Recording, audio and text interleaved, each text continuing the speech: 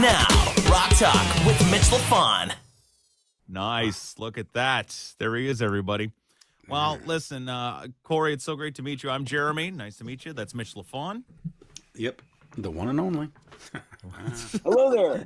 How are you guys doing? Good. Welcome to Montreal, by the way. There we are. Yeah, there we go. Welcome to Montreal. Oh, hey, what's up, eh?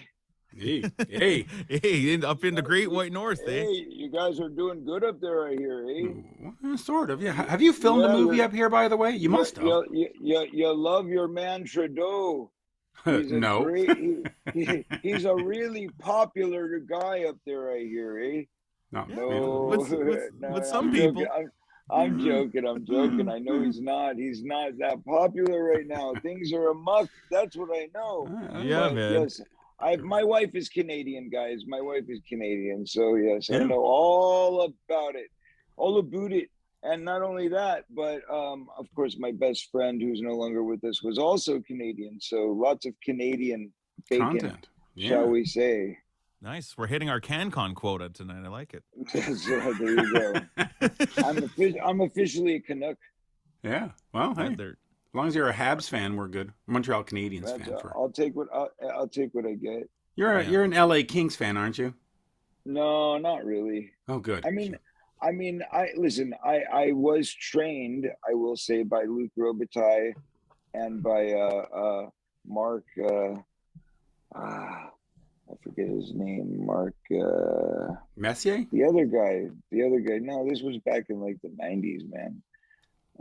But I did a rock and jock hockey game, and I got to play against some pretty powerful dudes. I was on the same team as Glenn Fry. That was pretty cool. Nice. But yeah, it was fun.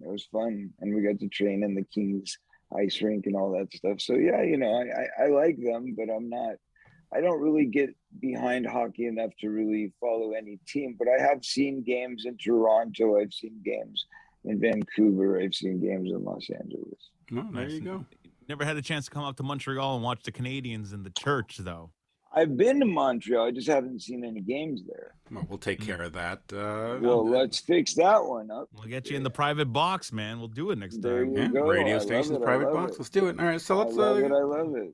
Jeremy, let's hit the ground running. Yeah, I mean, let's get right into this new box set called Love Left 2.1. It's coming out on November 22nd. You can pre-order it now wherever music is sold. I mean, there's just so much to cover in this. Oh, well, the pre-orders actually haven't started yet. That's not true. They haven't started yet? Pre-orders have not started yet. No, we have not opened the pre-orders. So we will be announcing the pre-order date, but yeah, we haven't quite announced it yet. Okay. But it's coming. coming. By the time this airs, it'll be up for pre-order. So we'll say go pre-order it. Oh, right. Yes, that's what I meant. Yes, indeed. It is up for pre-orders right now. Get your copy before somebody kills you. That's right. Listen, welcome to the show. Absolute legend. There he is. Corey Feldman, everybody. Welcome to What's Happening. So glad to be here. And I couldn't imagine flying because my arms would have been so tired by now if I had to come all the way to Canada to do this show. But look at this, through the age of modern science and technology, we can all talk and have this wonderful discussion right here from our very comfortable office spaces. Yeah, and so much better than. And I gotta say, I mean, it's getting chilly too because it's only 50 tonight in Montreal. It's I think you're better off over there. You know what's terrible? the thing that makes me really upset is the fact that if you actually pay attention to what's going on, we here in Los Angeles are at 50 tonight. And you in Montreal are at 50 tonight. So we don't have it any better than you, thanks to there's no more continental divide. We're seriously at a time of like, the world is over very soon if we don't get our act together. It's global warming to the 9th degree. It's weird. The climate crisis is real. It's not just a change. It's not just some things are going to be going on. This is like real stuff and serious stuff. And we're at a very, very crucial point on this earth. And that's what this whole thing is about. It's all about love. When you want to know what Love Left 2.1 is about, it's about a return to love And a return to love is about positive energy. It's about us finding the positive energy within and being able to share it with others. Because if we don't do that, if we don't drum up as much positive energy as we can, we're not going to make it. Like, we've really all got to open our eyes. We've got to really get in tune with what's going on this planet, because there's a lot of stuff, you know, people sit and complain and whatever, and they troll each other on the internet, but they don't really do anything to make a difference. No, of course not. They'd rather just talk shit and, you know. Exactly. Yeah, exactly. we don't like that. And by the way, just real quick, the box set is 4 CDs and 2 DVDs, and includes Lita Ford, Don Dokken, Mickey Thomas, Curtis Young, and a bunch of others. And I'll just say this: I've been friends with Don for many, many years. What a great guy, and it's so nice to see that he's part of this. He's an incredible guy. Actually, I love him to death. He's such a sweet dude. And, you know, you wouldn't imagine it, right? If you only knew him as a fan of his work, and you just look at his work, you don't picture him as this really kind of teddy bear kind of guy, but that's really what he is at heart. He's a sweetheart.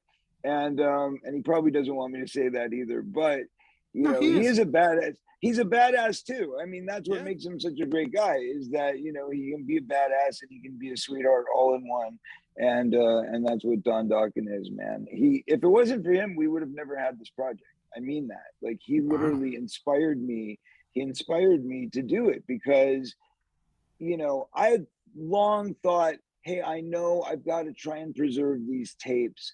I know there's a way that it's done. I've heard about baking them, you know, it's kind of a mythical thing. Everybody knows about it, but who knows how to do it? You know what I mean? It's not something that you just pick up in engineering class. You know what I mean? It's like, it's a very different thing. So any engineer that I know is like, well, yeah, I mean, I know how to do it, right? I could theoretically do it, but I mean, I don't know what kind of oven to use. I don't know what temperature you do it at. You know, sit at that 350 and bake your favorite songs ever. I mean, right? Exactly.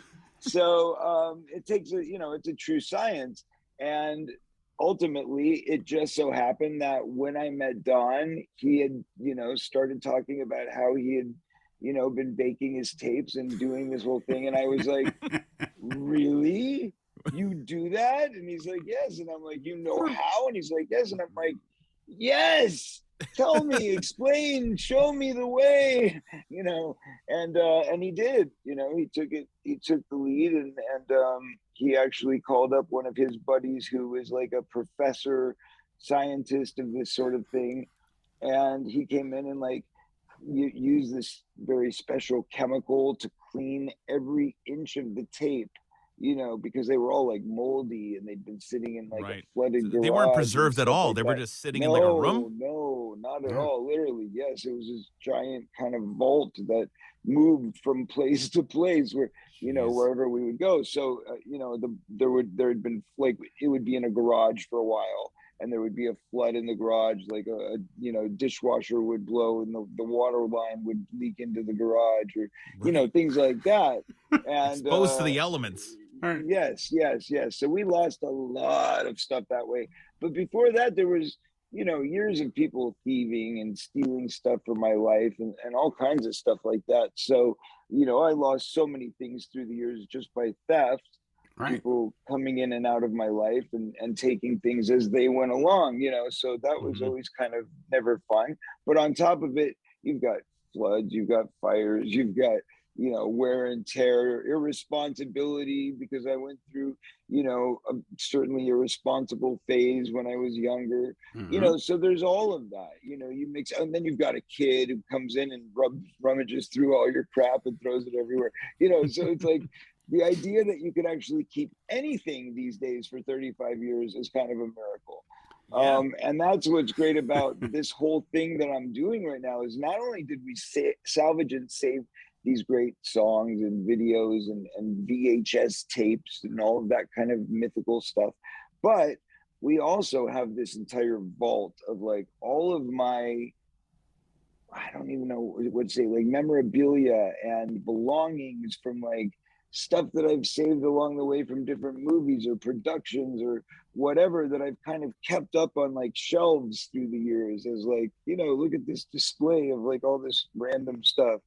And a lot of that is like collectibles and stuff like that, but it's also my own collectibles. So I kind of went, at some point I've got to do something with all of this. I don't want to just keep it forever, because I think in a way, all of it kind of keeps you stuck in the past. Right. When you look around you and all you see is your past, it's very hard to move forward.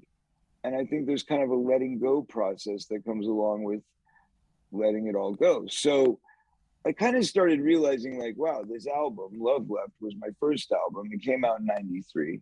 Right. And first thing about it is that when it came out, nobody gave a crap that it was out. And it took a very long while before anybody did give a crap that it was out.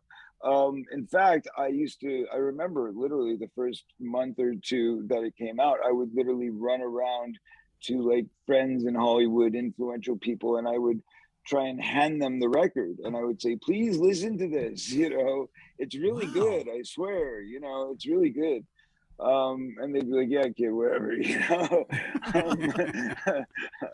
because just people didn't even want to think or believe that you could possibly have any talent as a musician or as a singer or as a songwriter if you were an actor. They just really wrote it off. And I don't blame them, because I did the same thing. I am guilty as charged. Like, I remember hearing about Bruce Willis's record, and I was like, "Oh, please," Right. But it's so weird, because now it's the complete opposite. You're totally allowed to do whatever you want.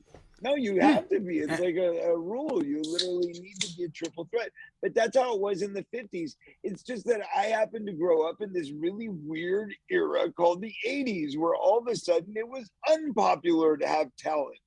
They're like, what do you mean you're talented in 3 departments? That's not possible. Yeah. And, unfortunately, I got caught in this little trap where people were they looked down on it, and they just thought it was like the worst thing ever. So for that reason, I never got a major record deal, because during the decade that I tried to get a major record deal, they weren't open to it. And that was okay, because ultimately it didn't stop me from writing music, and it didn't stop me from making records. And ultimately, I ended up getting, top 40 Billboard hits. I ended up doing stuff, and playing the Today Show and getting like, billions of views or whatever. It's like, it was crazy. So things happen. The point is that if you stay with your dreams and you follow through and you keep at it, eventually things will work out, and I don't think you should ever really do things because you're doing them from the pursuit of money. You should do them for the pursuit of love. So you go back to this theme of love, right? And you think about what gets us through life, what gets us through the day. And this album that I put out in 1993, which was just really a compilation of a bunch of songs where it did end up kind of making sense and almost telling a story in pieces. It was like a 3-part story, because the first chapter was really about a relationship and the torment of a bad relationship. From the first part where you're looking for that perfect woman, you're looking for that perfect girl, everything's got to be exactly the way you want it. And then you get into it believing that's what you have until you kind of like actually fall in love with her. And then suddenly everything changes and you realize she's not the person you thought she was. And then, it goes into a whole other thing. And then now you're fighting every day and she's trying to kill you and tear your heart out, and that's the way you feel anyway. Of course, maybe you're just I gotta tell you one thing though, who knows? My wife found the perfect husband. I'm just pointing that out. I'm just gonna point that out. That's a very noble thing for you to say. Yeah, I just want to get that out there. She lucked out. Very humble and very noble. However, for me, I guess I did feel that way. I felt like, what's wrong with her? I've got it all right. But, of course, there was crap wrong with me as well. But that said, the story goes on, and it tells a story, and it leads with the third song, which is called Walk, which, talks about when a relationship has gone bad, how do you get away from it? and how do you move on with your life, and how do you decide to find happiness again and love yourself, and ultimately then it goes into self-love. So the whole story of that first album is really about love, and it's about universal love, and it's about self-love. And I guess with the title like Love Left, it gives you the idea that it's kind of a dark view, because it's saying love is gone, it's left, it's gone. Or it's like, wow, what love is left. You see, I took it positive. I took it as there is love left in this world. That's what I took it as. That's great. Well, did you ever listen to the actual song, Is There Any Love Left in the Universe? That's what the lead line of the you're asking the question. Right, but I took it as there is love left. And that's awesome. And I'm happy that you took it that way, but I've had it seen both ways. So I wrote it that way. But then I had a lot of people saying like, well, so what does that mean? Love is gone, love is over. The negative Nancy's. Right. Thank you. So that's why I decided to name the EP before we put out the box set. We put out this EP, which is a 12-inch vinyl picture disc. Nice. And it's got 8 songs, which are 2 from each disc from the forthcoming box set. And it's a really nice, actually, picture disc. I'm very proud of it. And it's called Love Returns. Dun, dun, dun, Love Returns, so it's like, hey, okay, I get it. There's a story here. Love left, but now love is back. And how is it back? Well, we've decided to unleash this vault, which we put much of this vault into this box. In other ways, we put it into NFTs, and we're putting it into physical material items as well. So we are literally unleashing the demons and the angels all at the same time onto the world to make sure that everybody gets a real peek into my history. Doing all of it. I got a question. I mean, talking about writing this music and stuff. Back when, you talk about struggling to get this, basically like this album into people's hands and getting, trying to get radio play. It's hard for me to picture you trying to sneak into Capitol Records and, running up to reception and trying to hand this CD. No, that wasn't trying to get radio play. That was me trying to get friends to listen to my album. To listen to it. Right. Like, I wasn't, all I wanted was them to just tell me if they like dug it or not. What do you think? Is it cool? Is it not cool? You know what I mean? Damn. Like I was just handing it out as like a gift. Like, here's my music. What do you think? And people are like, oh, here's Corey's CD. To be fair, Don Johnson had put out Heartbeat at the time, so people were sort of over the whole. Exactly. No, Don Johnson, Scott Baio, John Travolta. What's his name? Eddie Murphy. We're gonna party all night long. And they were getting #1 hits with these kind of terrible, Yeah, but Corey, don't you just say mundane songs? Mundane. They weren't terrible because they were good songs, but they were mundane. It's a good song. Mundane. Yeah. I mean, exactly, well, look, if you'd worked with Desmond Child and you co-wrote with Mutt Lange or something, I'm sure you could have got a #1 hit. This is true. Well, you know what? Listen, I'll tell you something, and this is honest. This is part of the box set. Part of the box set is there's a documentary, right? And we go into this story about how I played Michael Jackson one of my songs, which became kind of a classic cult hit called "What's Up with the Youth," and this song has kind of lived on for generations and become a phenomenon of sorts. I found that out when I was listening to Howard Stern one day, and Skrillex, the very popular DJ for EDM world, Skrillex, got on, and Howard said, you're one of the biggest producers in EDM right now.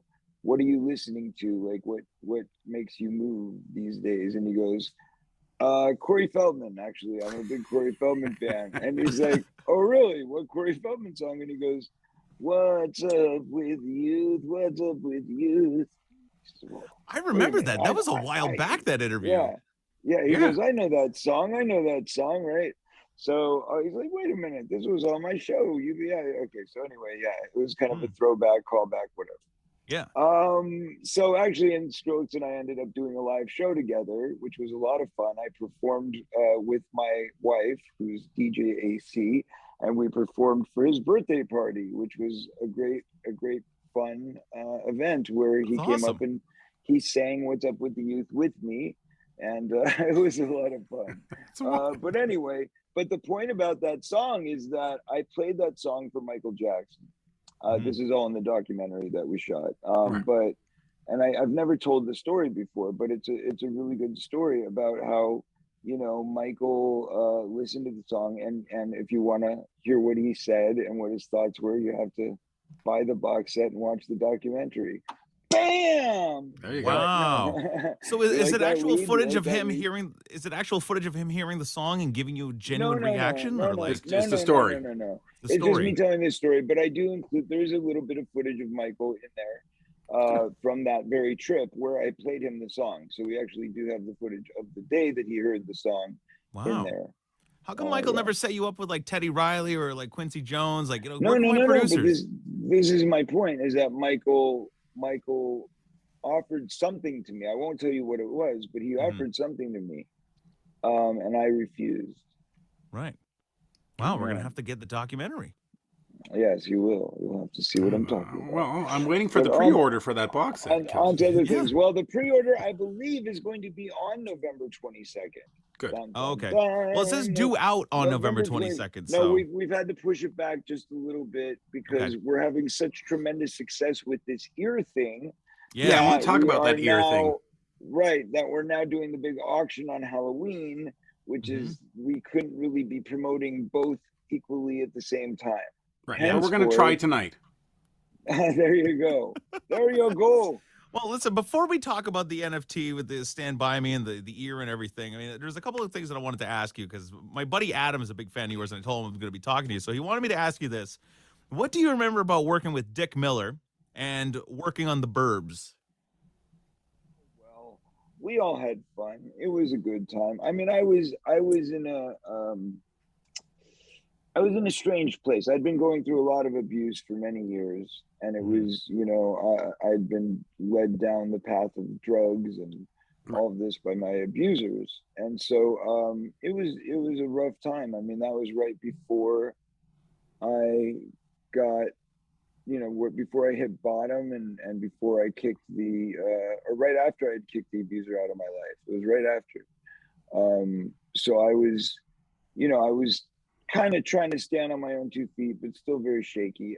And so it was a hard time for me. It was like a transitional period almost. Yes, very much so. And then I ended up going to rehab right after that, because it was right after that that I went, you know, down the darker path and fell even deeper. And then that's when kind of everything bottomed out. So yeah, unfortunately, it was not a great memory, but it was still fun, and I still had a good time. And I remember having some laughs with you know, Tom Hanks and Bruce, and Rick Duchamp was great, and Carrie was great. But even Carrie Fisher and Joe Dante, who I'd been friends with for years, had to kind of have a serious talk with me, like, man, you're kind of looking like you're really in a bad place. And I was. I mean, I needed therapy badly. Badly. Yeah. Another question. You got love left in you, and here you are. Well, that's right. Because guess what? This album, and that's what's great about it. By the way, the box set. I'm so excited because it starts in 1986, so you get to see the very first song. Which, by the way, and here's a big secret: in the next few days, I'm going to be putting out right after the ear thing. I'm going to be putting out the very first video that I ever wrote and directed and starred in and choreographed, and the very first song, which I wrote and produced for that video, which is not great. I mean, I'll be very honest. It's a kid, 15-year-old kid. It's still cool though. Doing something, but yeah, it's the cool factor of like, look, I'm making Lost Boys, but nobody knows I've got this secret project where I'm, you know, with a cheap video camera and dancing around in my dad's living room. You were TikTok before TikTok was a thing. There you go. So I was, yeah. I mean, I literally made a little video, and it had a story. Unfortunately, we lost the story part of it, but we still have the music video part. Nice. So we're going to include that in the box set, and we're going to also release it before the box set goes on sale. And it is, it's called Runaway. And the very crazy thing about this, it's on the EP as well, by the way. Excuse me. But the very crazy thing about this video is that it was this giant cry for help. You know, speaking of a kid who's going through that transition, I mean, this was right before I started getting molested. And in fact, both men who abuse me are in the video, and they're dancing alongside me. And I'm so naive, I'm thinking they're just my buddies, Right. and have no idea that they're, about to make the attack. But that's what the whole thing is about. The whole concept of the song and the video is about an abused kid who is so depressed that he's going to run away from home, and he runs away from home, and he immediately gets, picked up by these drug dealers and pimps who decide to kidnap him and feed him crack, like force feed him crack, so that he will have sex with strangers for money, and basically turn tricks for them, and make them money. And so it's a child's prostitution ring. And I literally foresaw all of this happening, and made this video and story about it. And then surely, like 2 months later, all of this starts happening to me. So it's pretty crazy. It's pretty crazy. Yeah. So that's some gonna be heavy the first stuff, man. Is it safe to say though that you're in a good place now though? I mean, I'm in an amazing place now. Okay. Yeah, no, I mean, I've got a beautiful family. I'm very, very thrilled. I love what I'm doing. I love the work I'm doing. The music I'm doing, I think is some of the best work I've ever done. I just signed this new deal with Cosmic Wire, which is a 360 deal, where everything beyond this box set is going to be under their label. So this is the last thing that I'm putting out under my label for now. I mean, it's a new territory until the deal, whatever. Yeah, as long as things work out. But for now, this is the idea, and who knows, it may be forever. I mean, I really like these guys. And we are, basically doing a thing where it's like a 360 deal. So they're doing my NFTs, they're doing my management, they're doing my publicity, everything, and they're my label. So, I was just gonna say, if you like us enough, we could do interviews forever too. That would work too. Well, there you go. But let me get you back to the box set, because you've got Don Dokken who worked on it, and you've got Lita Ford, and those are sort of my heroes in terms of hard rock, metal, whatever you want to call it. What style of music do you listen to at home? Are you where you listen to anything where it's Prince one day and U2 the next day and Slayer on Friday, or are you just like an 80s rat guy? Okay. No. It's no. In fact, I'm not really big on 80s music, and I always kind of stay away from 80s stuff as much as possible. And this is the first project since I've been an adult that I've released that has anything to do with the 80s. You know what I mean? Like, I always kind of say, if anybody says, oh, we want you to come to this 80s party, or we want you to host this 80s event, or anything like that, I'm always like, no. Is it because it brings back memories, or you just don't want to be associated with the past? Okay. Yeah, I don't think we should ever move forward, locked into one period of time. I think we should always be moving. Recreation, reinvention, that's what it's about. And I think if you get stuck in one era or one phase of life, then that's what you're remembered for. Gotcha. No, of course, the 80s weren't that bad for you. I mean, Lost Boys, Stand By Me, Goonies, I mean, they were great. Friday the 13th, part 4. Not a bad place to be, quite frankly. Absolutely. And I will agree that it was the highlight of my young career. But I also will say that I've made some great achievements in my adult life. Of course. I'm very proud of those as well. So that's why I don't want to get stuck in one time zone, I guess. You don't want to do Goonies Part 42. Exactly. And we never did. We never did Goonies 2, thank God. I mean, you don't want to do it unless it's done right. And if these days there's less and less of that. So that said, we did make Love Left Part 2. Yep. And it is a sequel to that original album, and that is part of the box set. Yep. So this box set has got it all. It's got the Lost Love tapes, rarities, and unreleased material as well. 19 mind-blowing original demos, rehearsals, live performances, etc. for the first time on CD. And by the way, God bless the CD, the greatest format known to man. Yeah, and of course the auction for the NFT for the prosthetic ear are going to be launching on Halloween, 3 p.m. East, 12 Pacific, and it's going to run until November 3rd. So you got time to get in there and get auctioning and bidding. Well, we haven't really explained what the ear is. So where's the front? Go ahead, explain it. let's talk about that. So, Stand By Me, of course, Stephen King and everything. I mean, talk about this whole ear thing. Well, everybody needs a better ear, right? Right. That's the way I look at it. I mean, obviously, if you don't hear the message when somebody tries to tell you something honest and truthful, then maybe it's time for an ear job. I mean, there's nose jobs and there's cheekbone jobs and chin jobs and all sorts of jobs to make you look better. Hair or to make plugs. you more Jeremy's attractive. looking into those now. That's I'm looking right. into those That's right now. Eyebrow replacements or eyelash removal or eyelash imprints. Who knows, man? I mean, they got it all. So the bottom line is, why not get an ear job? No, I'm joking. The ear is not for any practical reason. In fact, it's quite impractical. All it is a wearable version of my ear. Right.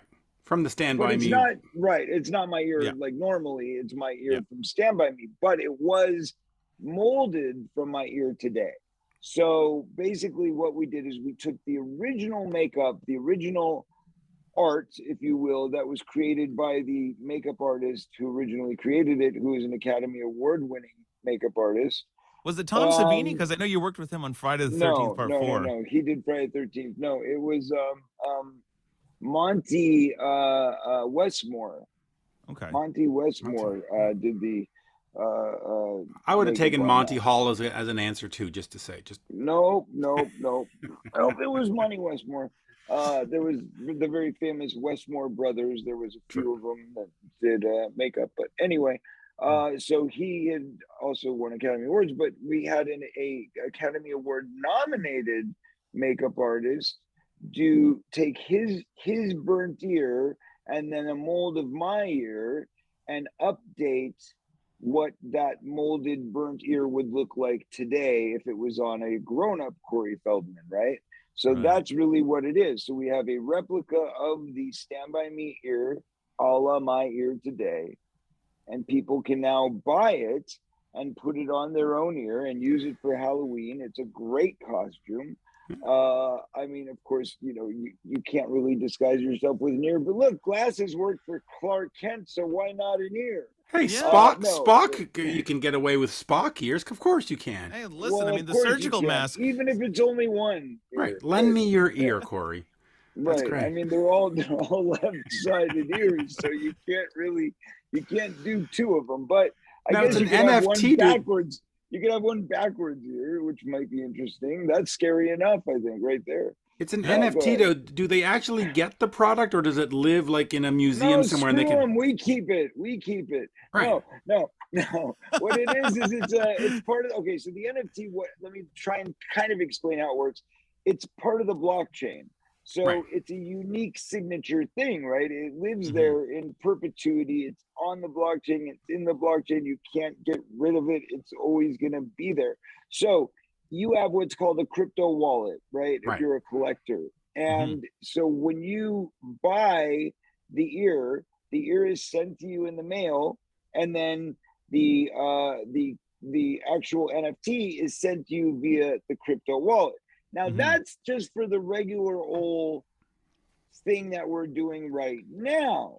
Yeah. However, the big auction for Halloween is a bit different. We're not selling these little cheap ears that are the replicas for Halloween. For Halloween, we are selling the ear, the main ear. Yeah. Like the one. Yeah, that's what it says ear. here.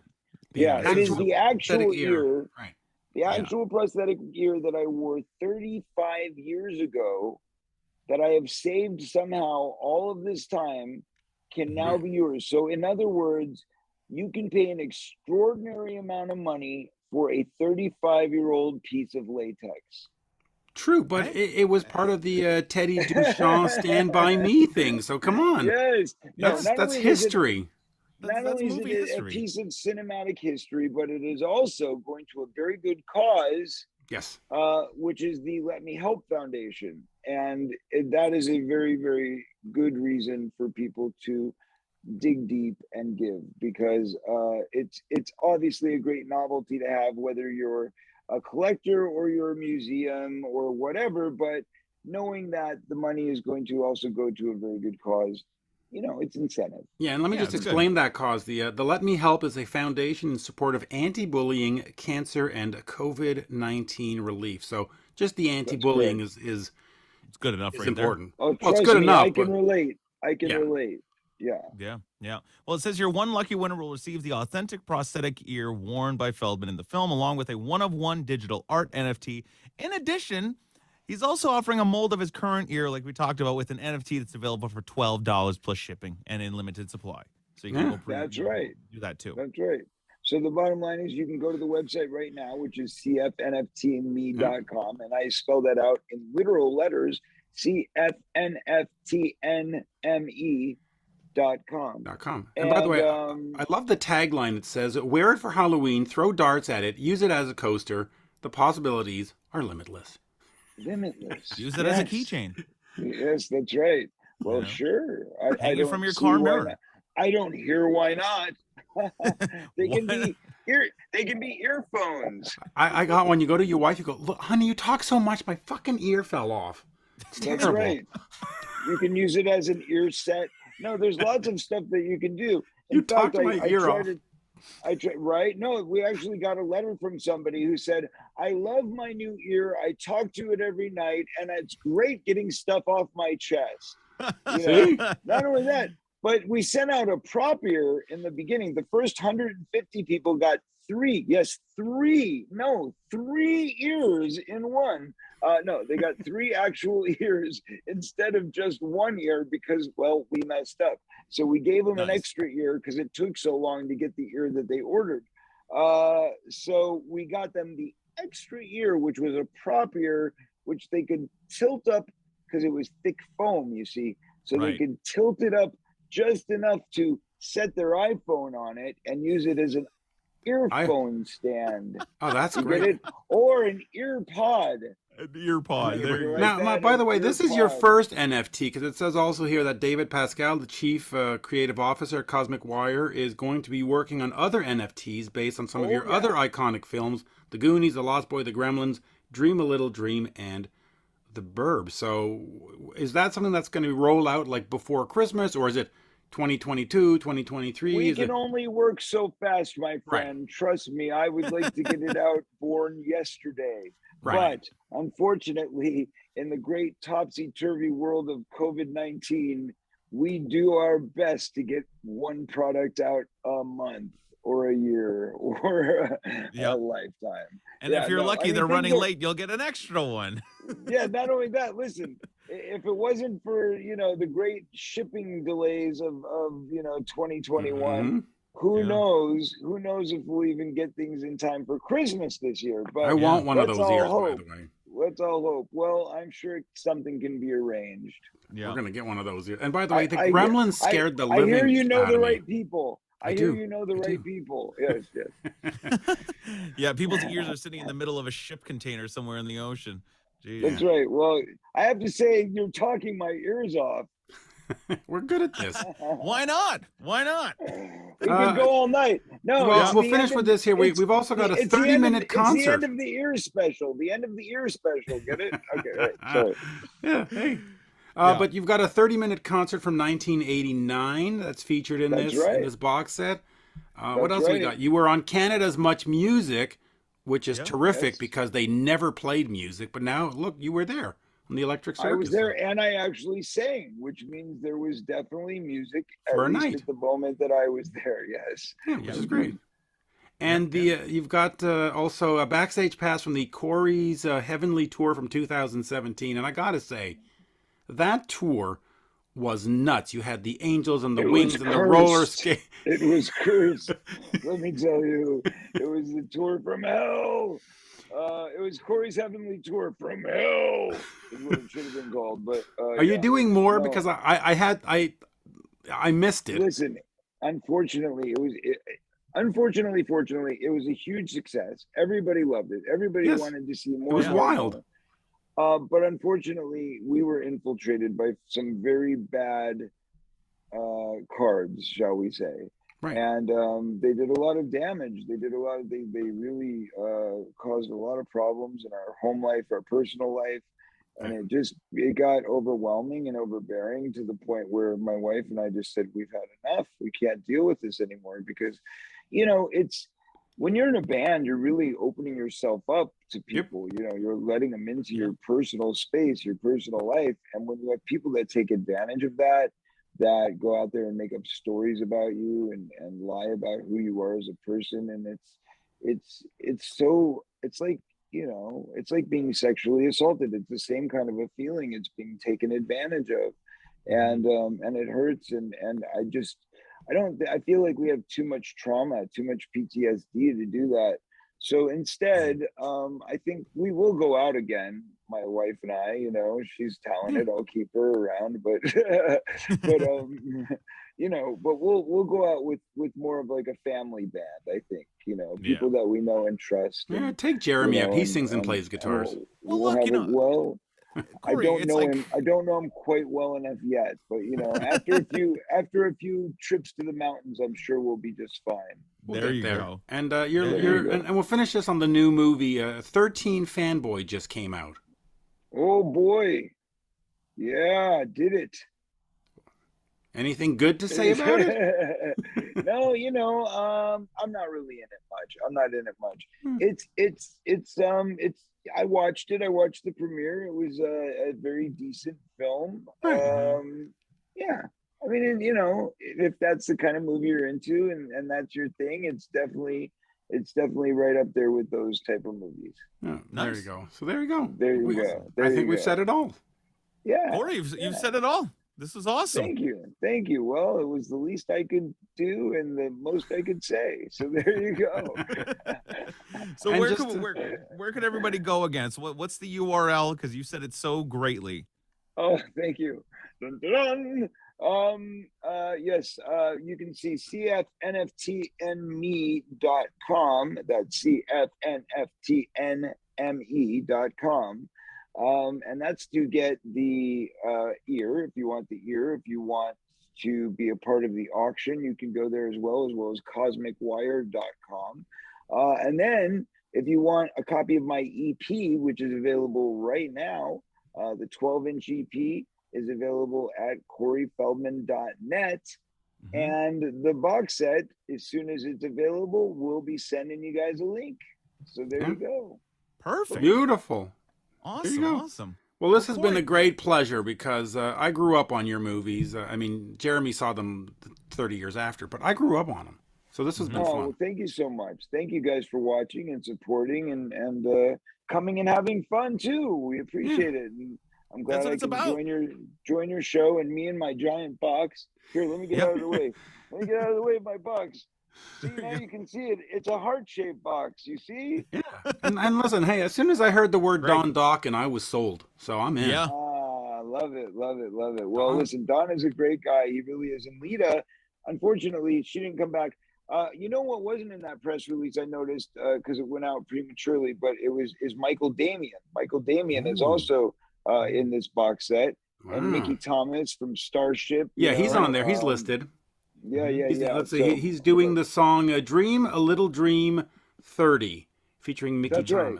There we go. So, and he's in the documentary as well. But Mickey and I reunited because he did the song originally, "Dream a Little Dream," from my film, and from that same soundtrack was my first single, "Something in Your Eyes," which is also featured in this box set as well. And then Michael Damian rather.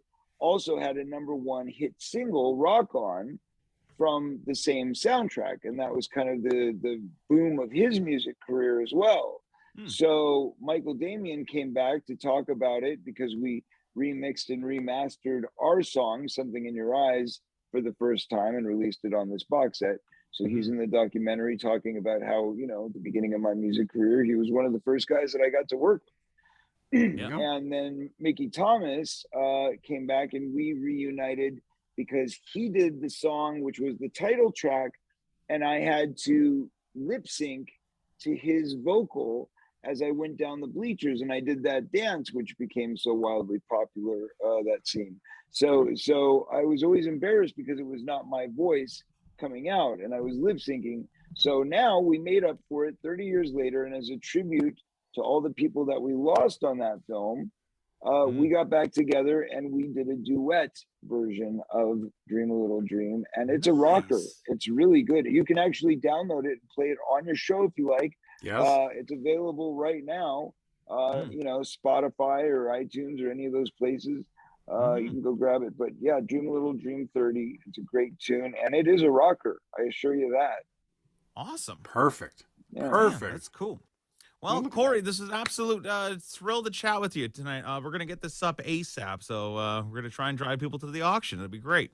Thank you. Well, I appreciate it very much, you guys. And I guess there'll have to be a little bit of editing there to get around those few moments where we talked about the date time continuum. But, you know, I guess you have to figure it out.